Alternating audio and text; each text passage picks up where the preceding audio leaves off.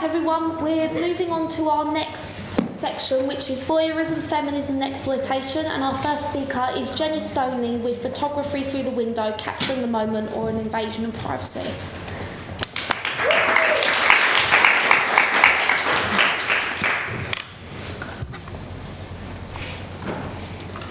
Photography Through the Window, Capturing the Moment or an Invasion of Privacy. Photography that deals with voyeurism has limits. How far can a photographer push the boundaries of privacy for the sake of art? The rules on ethical boundaries of watching and photographing people in the privacy of their own home are unclear. Is it wrong to look at someone when they don't know you are on the street, or to look through someone's window? If people want privacy, then should they close the curtain, hereby making themselves less susceptible to prying eyes and lenses? In his 2009 publication, After Photography, Fred Richan examines the US law and the Video Voyeurism Prevention Act of 2004. This legislative act determines the rights of privacy, especially in federal property. The act states, whoever in the special maritime and territorial jurisdiction of the United States has the intent to capture an image or a private area of an individual without their consent, and only does so under circumstances in which the individual has a reasonable expectation of privacy, should be fined, imprisoned, or both. Although this is only within the US and has a very specific cultural territory, the ethical implications are understood and generally accepted by Western society, and clearly indicates the challenges facing a photographer experimenting with voyeurism. As supported by Richard's distress when a camera was directly pointed at him in a cafe and the resultant loss of privacy. Whether in the US or the UK, the proliferation of digital imaging and mobile phone technology has brought about an increased pressure on ethics and circulation of imagery, which may be seen as voyeuristic. As stated in a 2004 report featured on internetnews.com, as cell phone cameras explode in popularity and practices such as image alteration, where the face of one person is digitally edited to appear on the naked body of another, become more widespread, the 108th Congress began steadily moving the legislation to the President's desk. Privacy laws need to be updated. There is an ethical dimension that is important to address. The impact of the daily availability of being able to make photographs has not been represented in the legislature. If laws are not updated, technology could cause a huge privacy issue, if it is not already. New technologies are constantly being created, such as quadcopters, which have caused many issues. As discussed on the BBC News video entitled Cameras on Drone Aircraft Trigger Calls for Legislation, there are concerns about growing technologies and privacy issues surrounding them. Small mobile quadcopters can now be bought by anyone. These small flying devices have cameras attached which enable different types of voyeurism. The camera is no longer simply has the ability to see what the naked eye can see, but now has telescopic potential. In September 2012, the Duke and Duchess of Cambridge were upset by the lack of privacy they had on a private holiday, with the couple stating their regret at the grotesque and unjustifiable invasion of privacy by a magazine which published topless photos of Kate. In Scopophilia, The Love of Looking, Don Snyder's essay touches on how the definition of voyeurism has changed. To paraphrase Don Snyder, not being aware of the camera is the new definition of voyeurism. Photographers have become uptight about the word voyeurism because it's often used to relate to something sexual. However, many voyeuristic photographs have nothing to do with sex, yet are still called voyeuristic. Sturken and Cartwright define voyeurism in psychoanalytic terms as the drive to look and the general pleasure in looking. Freud saw voyeurism, the pleasure in looking without being seen, and exhibitionism, the pleasure of being looked at, as the active and passive forms of scopophilia. This concept of scopophilia has been important to psychoanalytic film theory and its emphasis on the relationship of pleasure and desire to the practice of looking. Voyeurism now means to watch without being seen. Voyeuristic photography could therefore be the unseen photographer or the photographer who uses their work to explore voyeurism. Therefore, staged photographs and those taken having asked permission are also voyeuristic as they are inspired by voyeurism. They are just a different style and therefore have different aesthetics. The American press photographer Arthur Felig, commonly known as Ouija, took the photograph Lovers at the Movies in 1940. This showed people at the cinema. However, in the dark, they assumed to be in a private place and didn't expect to be photographed. Assuming if they can't see me, then if I can't see them, then they can't see me. Cinema audiences are voyeuristic, as they are watching people on screen without people being able to look back at them. John Berger discusses the gaze in his 1972 book and television series Ways of Seeing. We never look at just one thing. We're always looking at the relationship between things and ourselves. As humans, we are constantly observing and comparing ourselves. This innate human compulsion instigates great interest in voyeuristic photographs. The work of Arne Svensson and the Neighbours, produced in 2012, uses windows as a tool for photography.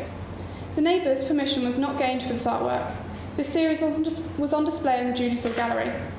Svensson was taken to court over this series of work. However, he won the case because of the First Amendment's guarantee of free speech.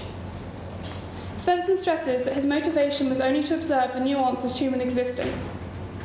He was labelled as a real-life L.B. Jeffries from the film Rear Window by Johnny Weeks from the Guardian photography blog. The images that Arne Svensson have produced are beautiful and natural, depicting the everyday life that many of us have in common. They are not violating or disrespectful and have been deemed ethically acceptable by the court. His photographs have shown no reason to be mistrusted. Svensson commented on his work, "I don't photograph anything salacious or demeaning." He also stated that he finds the unrehearsed, unconscious aspects of life the most beautiful. Svensson is not the only artist that shares these thoughts. Robert Frank, Dwayne Michaels, and many others have similar views to taking photographs. In comparison to Arne Svensson, Shizuku Yokomitsu undertook another approach to voyeuristic photography for her project Strangers in 1998. She overcame this privacy issue by asking permission through letters to her participants, asking them to turn up at the window at a certain time. If they turned up at the window at the requested time, they would have consented to the photograph being taken.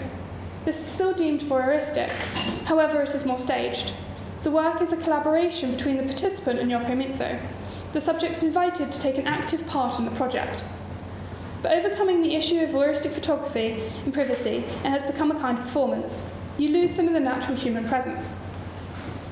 This approach may be seen as being This approach may be seen as being more ethically acceptable than Arne Svensson's, as all those photographed were willing participants. It maintains some of the elements of spontaneity, as the photographer doesn't know how the person will behave.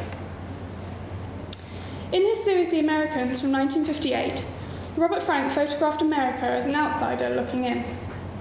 His photographs depict the inequity of social class. In Parade, he photographed people through a window who are obscured by the American flag, signifying the ugly truth of America hiding behind its flag and the American ideal. This shows a private moment in a private place, but gives the subjects some anonymity as their faces are hidden. In Robert Frank's The Americans, The Art of Documentary, Jonathan Day comments, "What strikes me first every time I open the Frank's The Americans is the strength and quality of its opinions. Although his images may not be representing the beautiful American ideal, the voyeuristic methods of his work certainly aids its truthfulness. As Jonathan Day said, it's the truth as Frank saw it." Dwayne Michaels also admits to looking through windows. "One day, I just saw a very ordinary gesture that turned out to be a great reward to all that patience. I think it's this that's a very human response. I think that people are always intrigued with dramas of other rooms. The intrigue lies in the idea of intruding, something you're not supposed to see." Although Dwayne Michaels also admits to looking through windows, his work does not come from capturing these windows. Instead, this is used for inspiration. "It's the process of my thinking about it and then illustrating a particular idea, rather than hoping to sit in a window, actually to see something happen across the way. The whole prejudice people have that a photographer would set something up as foolish is just as real as anything else, but it has more power because it's an actual specific product of my imagination." Michael's way of working avoids any problems with voyeurism and privacy. His inspiration comes from what he sees as he passes. However, what he photographs, he has permission and consent, as these are all set up with models. This is a reenactment of the voyeuristic moment. This method still creates a voyeuristic image, but avoids ethical issues as it is totally controlled by the photographer.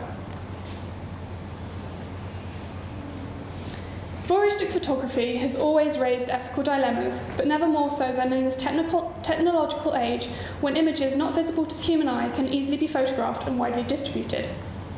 Some of the different methodological approaches to these dilemmas are demonstrated in the works of Svensson, Yokomitsu, Frank and Michaels. Each approach creates a different style of voyeuristic photography.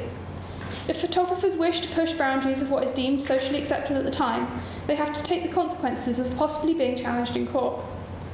Photographic art is about being innovative and pushing boundaries.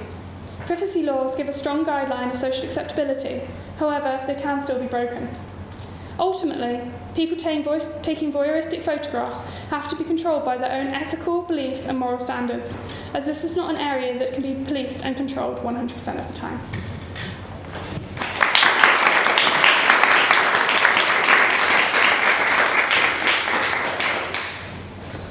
Do we have any questions for? You mentioned about the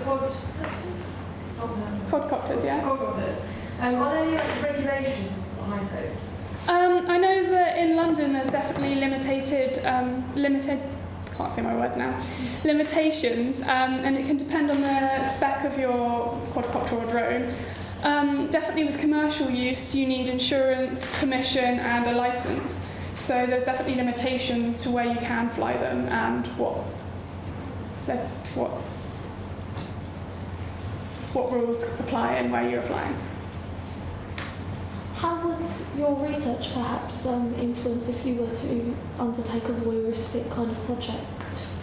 I feel having researched and done this, my moral and ethical standing is that I prefer to have a collaborative participant where it's me and the participant together creating something. So I guess that would be a Yokomitsu approach, maybe with another approach with it. But I appreciate the different approaches there is to voyeurism, and in particular how they push the boundaries. But in my ethical understanding, I prefer to have a participant that I can have a collaboration with. Do we have any more questions?